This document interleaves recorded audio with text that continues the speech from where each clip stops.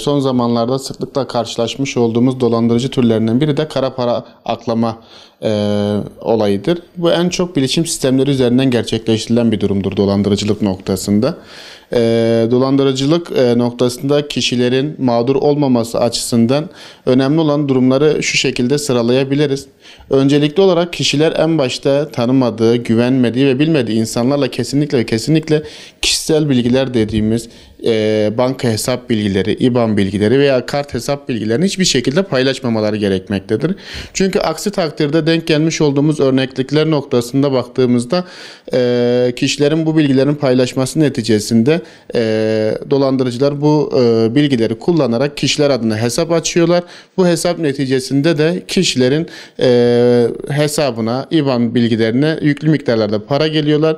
Kişiler bilmeden bu paraları alıp harcayabiliyorlar. Yahut bu paraları tekrardan onların IBAN'larına paylaşarak kendilerini sanki bunu kullanmış olarak göstererek mağdur duruma düşüyorlar. Ve bu aynı zamanda bir suç niteliği taşıyor. Türk Ceza Kanunu'nda dolandırıcılık suçu noktasında bir suç niteliği taşıyor. Bunlar hakkında savcılık gerekli soruşturmayı açıp mahkeme gerekli yargılama yaptıktan sonra ceza alma durumlarıyla karşı karşıya kalabiliyoruz.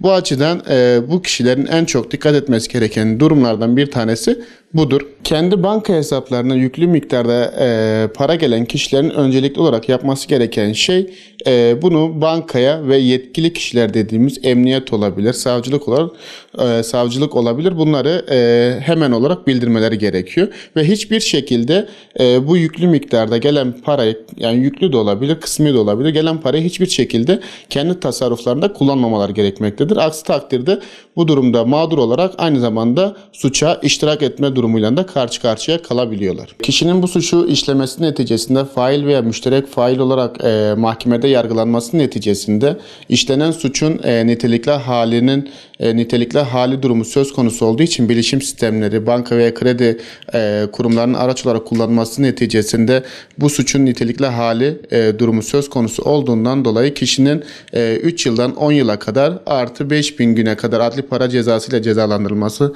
kanunda öngörülmektedir.